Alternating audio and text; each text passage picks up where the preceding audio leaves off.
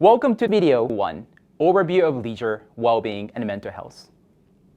What comes to your mind when you hear the word leisure? Perhaps something like free time, hobbies, sports, gaming, fun, and relaxation? These words do capture a distinct aspect of leisure.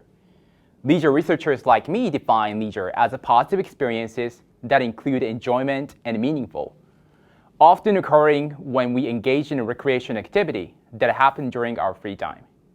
By recreational activities, we mean activities that people in our society generally consider for fun, such as sports, arts, games, reading, and being outdoors.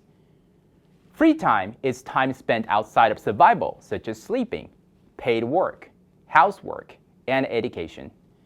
Not all activities that happen during free time are positive. Negative things such as injuries, stress, and discrimination can happen during our free time. And understanding these negative factors is as important as exploring the positives. However, as leisure researchers and practitioners, we strive to make people's experiences during free time enjoyable and meaningful. And we hope that this online leisure education program will be your opportunity to gain knowledge, engage in reflections, and acquire new experiences and skills for more positive leisure experiences. Now let's talk about the other key topics in this program: mental health and well-being. Some of you might think of mental health as the absence of mental illnesses and disorders such as depression and anxiety. Of course, having a mental illness often results in a poorer mental health. However, mental health is broadly understood.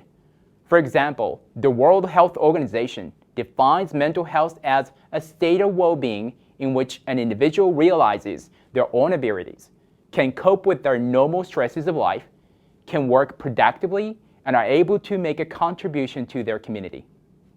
The Government of Canada also defines mental health as the state of your psychological and emotional well-being. It is a necessary resource for living a healthy life and a main factor in overall health. This means that mental health is every university student's concern, whether or not you currently encounter a major mental health challenge. It also means that even if you have a mental illness, you can still achieve a good mental health. This broader understanding of mental health is similar to well-being.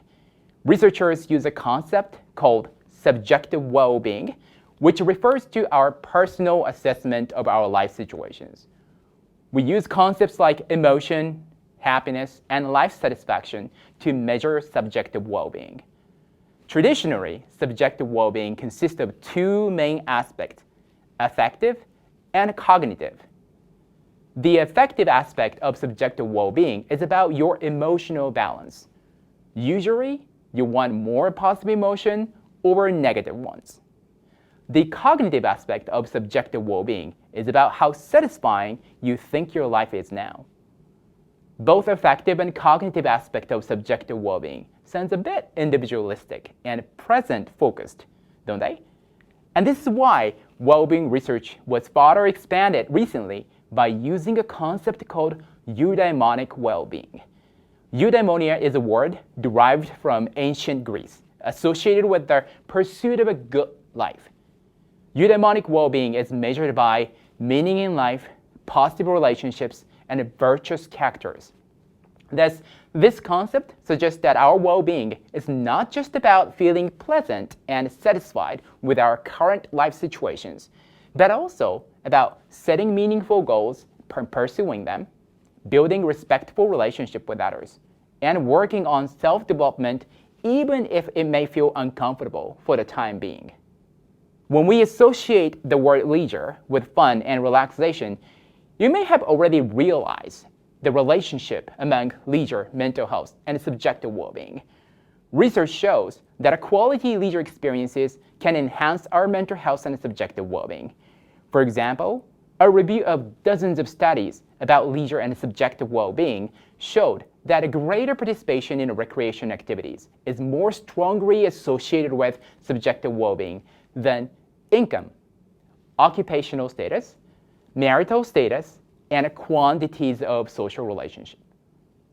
Another review study concluded that campus recreation programs have a positive effects on the mental health of university students, such as reduction in stress and anxiety and increase in positive moods. This is one of the core messages we would like to communicate to you in this module. Leisure matters to our mental health and well-being. This may sound obvious to some of you, but I think it is important to show it with evidence because we live in a society that is driven by concerns around work and money, and often sees leisure as a waste of time and unimportant. Of course, I am not saying that work and money are unimportant. Your mental health is at risk if you have no money to feed yourself. And work can make our life feel quite meaningful. That being said, how much have you learned about work, career, and money? Perhaps almost all of your education has been presented to you as a way to develop your career, obtain an ideal job, and earn much money. Now what about your leisure? How much have you learned about leisure? Sure, you may have learned about certain activity in the summer camp programs or ice hockey leagues, but beyond these specific activities, have you been taught about the value of leisure in general? I was not. I was living in Japan until I was 18 years old, and I met my undergraduate supervisor who has a PhD in leisure studies. I had never really learned about leisure, and that is why we wanted to offer you this program. In this video, we learned about the definitions of leisure, mental health, and well-being. And more importantly, we learned that leisure is a key contributor to our mental health and well-being. Now, before you go, I want you to start thinking, what about your leisure? Do you feel your leisure is helping you achieve better mental health and well-being? Perhaps you sometimes feel that your leisure enhances your mental health and well-being, but other times, not really. When do you think your leisure is helping and not helping? We will expand on these points in the following videos in this module.